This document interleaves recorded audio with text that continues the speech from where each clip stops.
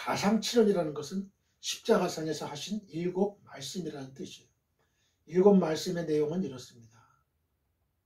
제1원 첫째 말씀은 누가복음 23장 34절 말씀이에요. 아버지여 저희를 사하여 주옵소서. 자기의 하는 것을 알지 못함이니이다.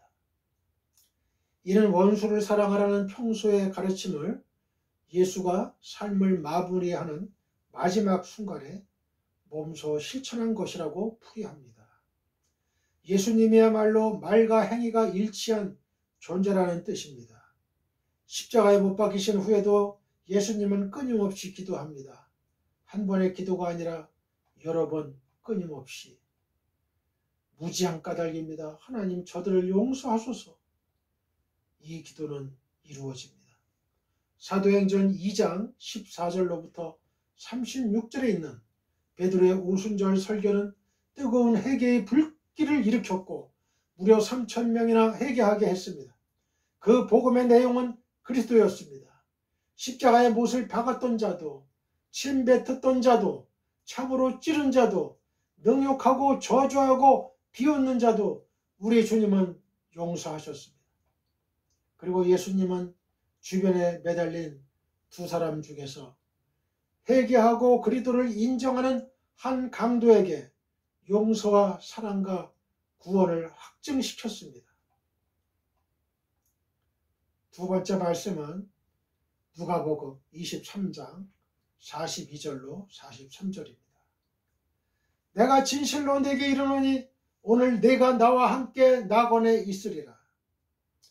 예수가 십자가에 함께 처형당한 제수와 주고받은 대화로 그리스도교의 종말론과 내세관을 나타내는 말로 풀이됩니다.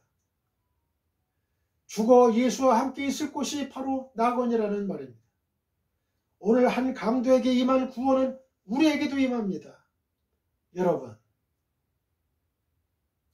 내가 나와 함께 낙원에 있으리라. 우리에게도 주신 말씀이에요. 십자가 강도는 바로 우리입니다. 예수님이 십자가 양옆에 강도 1, 2, 3, 1, 2, 3 자로나 우로나 1, 2, 3 그 두 번째 자리가 바로 예수님 자리고 바로 우리 자리예요. 여러분과 저의 자리죠.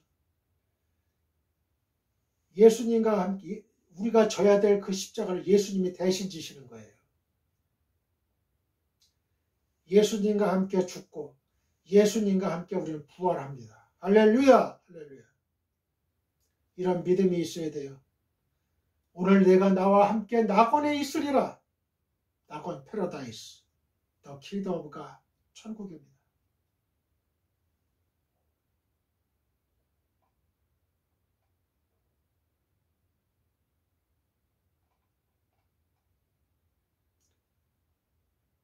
강도에게 임한 구원은 우리에게도 임하는데 종교의식 때문인가요? 아니죠. 율법 때문인가요? 아니죠. 다만 은혜로 임합니다. 은혜로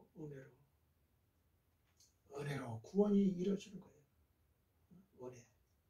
하나님의 은혜. 우리는 은혜를 받아야 돼요. 하나님의 은혜를 받아야 돼요. 하나님의 은혜로 우리는 구원을 받은 존재예요. 설교자도 은혜가 있어야 돼요. 하나님이 주시는 그 말씀이 있어야 돼요. 설교자에게 은혜가 없다면, 그래서 많은 성도들이 은혜를 받지 못한다면 빨리 그만둬야 돼요. 빨리 그만둬야 돼요.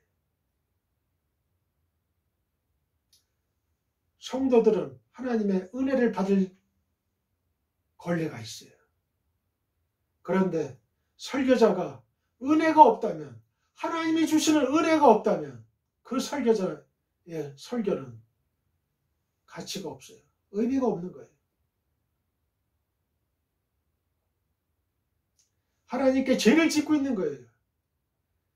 많은 양들, 하나님은 잃어버린 한 양을 찾으러 오셨어요. 그 잃어버린 양을 구원해 내야 되잖아요. 구원해낼 은혜가 없다면 그건 가치가 없어요. 가치가 없는 거예요. 삭군 목자예요. 참 목자가 아닙니다. 참 목자는 그 한 양, 잃어버린 한 양을 위해서 자신의 생명을 바칩니다. 하나님의 은혜로 구원시키려고 합니다. 한국교회의 문제점이 무엇입니까? 설교 강단에 은혜가 없어요. 은혜를 받은 설교자가 없어요. 하나님이 함께 하시는 은혜를 받은 하나님의 사람이 없어요. 성령의 사람이 없어요. 그러니 그 말이 어떻게 성도들에게 은혜가 임할 수 있겠습니까? 은혜의 통로가 될 수가 없는 사람은 빨리 그만둬야 돼요. 빨리 강단에서 내려와야 돼요. 한국교회가 부흥하고 지구촌의 모든 교회가 부흥하려면 은혜 받은 성령의 설교자가 설교를 해야 돼요. 그게 가장 시급한 문제입니다. 성도의 잘못이 아니에요. 설교자의 잘못이에요. 그거는. 성도들도 은혜를 받으려면 하나님의 은혜가 풍성한 사람, 성령의 사람을 설교자로 세워서 설교를 들어야 내 영이 사는 거예요. 내가 천국에 갈 수 있어요. 그렇지 못하면 사탄의 종로를 타다가 다 지옥으로 가는 거예요. 이 강도를 보십시오. 누가복음 23장 42절에 예수여 당신의 나라가 임하실 때 나를 기억하소서.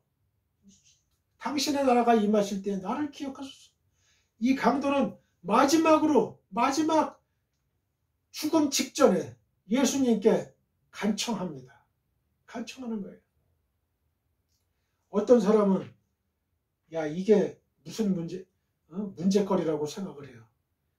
이 강도는 전 세계를 강도질만 하다가 이제 마지막 죽기 전에 이렇게 고백한다고.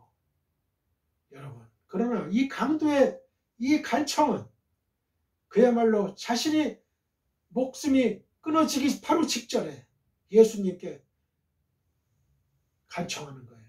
당신의 나라, 천국이 임하실 때 나를 기억해달라고.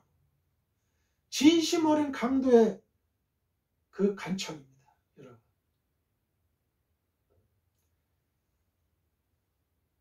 때가 늦었다, 이르다 이렇게 말하면 안 돼요. 사람은 때가 늦었다고 볼 수 있지만 하나님 때가 늦은 법은 결코 없어요. 9시에 포도원에 온 사람이나 12시에 온 사람이나 3시에 온 사람이나 5시에 온 사람이나 다 한 달란트를 주기로 약속하신 거예요. 때가 늦었다고 생각하는 건 인간의 생각이죠. 하나님의 때에서는 절대 늦은 법이 없어요. 즉 이런 고백이었어요. 나는 죄인입니다. 나를 불쌍히 여기시고 기억이라도 해주세요. 그러나 예수님은 말씀하시기를 내가 나와 함께 낙원에 있으리라. 할렐루야. 할렐루야. 천국에 간다는 거예요. 천국에. 이처럼 하나님은 우리가 생각하는 것을 넘어서 더 큰 것을 주십니다. 더 큰 것을 주셔요. 그러나 이제 고백이 필요합니다. 나의 모든 것에 대한 고백이 필요합니다. 예수님의 사랑은 세밀하셔서 눈물을 흘리시는 십자가 아래의 어머니 마리아를 보시면서 말씀하십니다. 세 번째 말씀. 요한복음 19장 26절 27절. 여자여 보소서 아들이니이다. 또 요한에게 말씀하십니다. 보라 내 어머니라.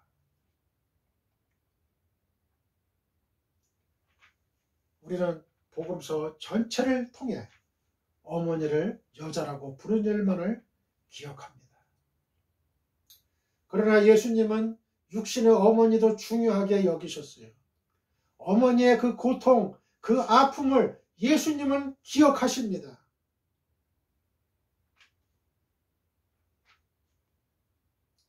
예수님의 심정은 얼마나 괴로우셨을 거야. 그죠? 육신의 어머니 마리아 바로 밑에 있어요. 아들이 십자가형을 받고 있습니다. 피를 주룩주룩 흘리고 있어요. 어머니의 마음이 얼마나 아프실까. 나는 어머니보다도 먼저 세상을 뜨는 순간에 있었던 거죠. 그죠? 인정을 생각한다면 당장이라도 내려와서 어머니를 붙들고 껴안았을 거예요. 응? 그러나 예수님은 그렇게 하질 않았어요. 예수님은 전 인류의 죄인들의 그 죄악을 대속하기 위해서 십자가에 달리신 거예요. 구속하시려고. 저주를 대신 담당하신 거예요. 저주를. 인간들이 당할 모든 저주를 예수님이 담당하신 거예요. 그래서 그는 제 사랑하는 제자 요한에게 말합니다. 보라, 내 어머니다. 그의 용서와 사랑의 기도 후 그에게는 극심한 아픔이 다가옵니다. 그것은 하나님이 철저히 버리신 위로움의 슬픔이었어요. 그래서 예수님은 외칩니다. 네 번째 말씀. 엘리 엘리 라마 사박다니 나의 하나님 나의 하나님 어찌하여 나를 버리셨나이까. 임종 단계에서의 고독감, 절망감을 나타내는 말로 예수님께서 죽음의 극한 상황에서도 끝까지 하나님의 구원의 희망을 걸었다는 뜻으로 풀이합니다. 극심한 고통으로 외친 예수님의 십자가 주위엔 어둠이 몰려오고 십자가에 쓸쓸함이 뭉쳐 있었습니다. 우리 주님은 버리심을 당한 것이었어요. 사랑하는 여러분, 사랑의 하나님이 누구를 버린 적이 있었나요? 그런데 오늘 하나님은 독생자 예수 그리스도를 버리셨어요. 왜 그랬을까요? 왜 그랬을까요? 고린도후서 5장 21절에 답이 있습니다. 하나님이 죄를 알지도 못하신 이를 우리를 대신하여 죄로 삼으신 것은 우리로 하여금 그 안에서 하나님의 의가 되게 하려 하심이라. 밑줄 그으세요. 그 안에서 하나님의 의가 되게 하려 하심이라. 저와 여러분을 구원하기 위해서입니다. 영원한 지옥 형벌을 받지 않게 하기 위해서 영생을 주시려고, 하나님의 자녀 삼으시려고, 천국 주시려고 그러신 거예요. 우리를 대신해서 죄로 삼으셨다. 죄. 예수님은 죄가 된 거예요. 죄. 응? 죄덩어리가 된 거예요. 모든 인류의 그 죄, 그 죄덩어리가 된 거예요. 예수님이.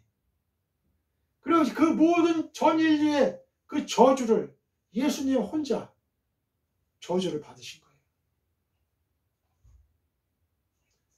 누구 안에서입니까? 예수 안에서.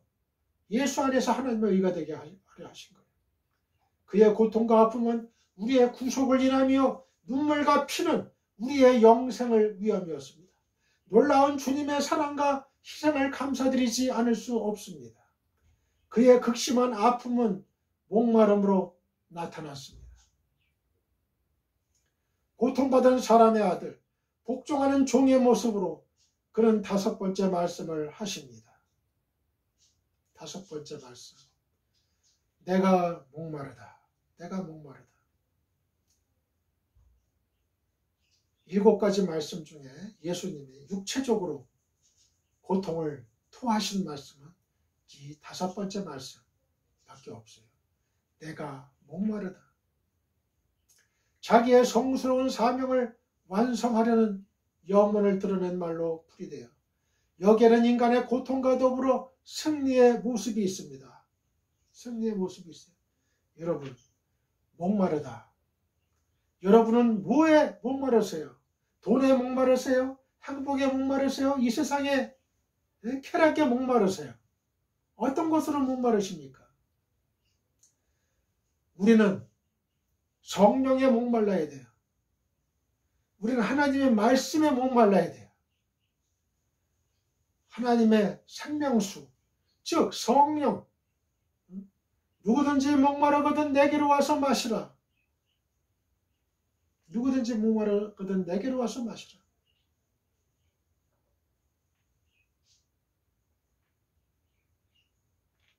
요한복음 7장 27절. 누구든지 목마르거든 내게로 와서 마시라.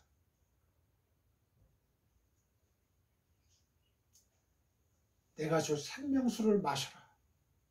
성령을 마셔라. 성령을 마시는 사람은 다시는 배고프지가 않아요. 다시는 목마르지가 않습니다. 주님의 몸인 주님의 몸을 먹고 주님의 피를 마신 사람 다시는 목마르지 않습니다. 다시는 목마르지 않아요. 마라톤 시합을 보면은 두 가지 종류의 사람이 있어요. 한 사람은 결승점에 도달해도 여전히 팔팔한 모습이고, 또 한 사람은 결승점을 넘자마자 지쳐서 쓰러지는 모습입니다. 전자의 사람과 달리 후자의 사람은 최선을 다한 경주였기 때문입니다.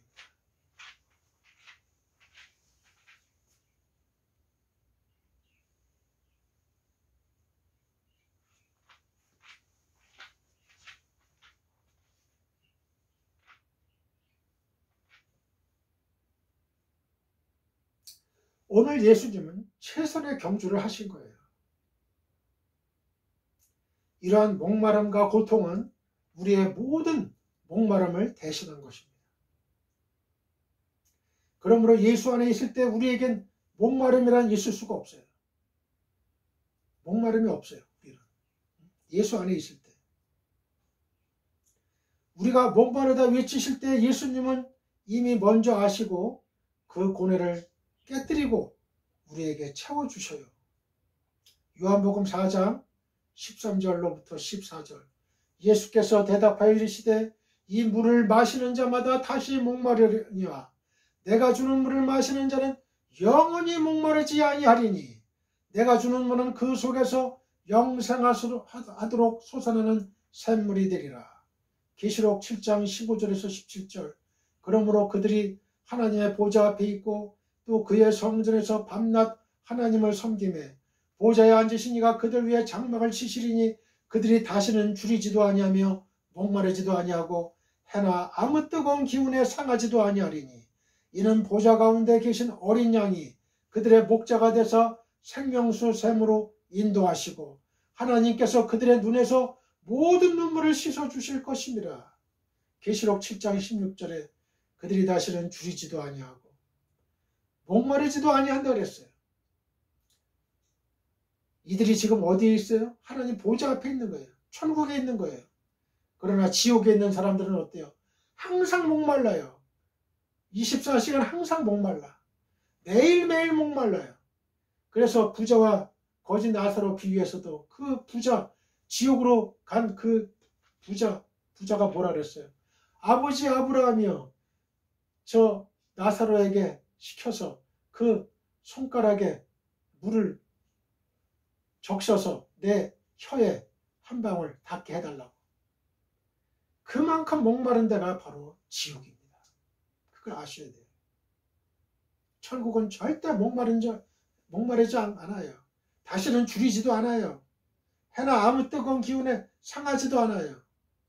생명수 샘으로 우리 주님이 어린 양이 그들의 목자가 돼서 생명수 샘으로 인도하시고 하나님께서 그들의 눈에서 모든 눈물을 이 세상에 고통의 눈물 흘린 거 다 씻어주실 것이 얼마나 천국이 좋습니까?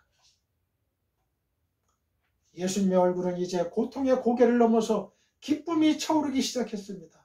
그 모습은 모든 사탄의 유혹을 깨뜨린 모습이었어요. 그리고 6번째 말씀을 하십니다.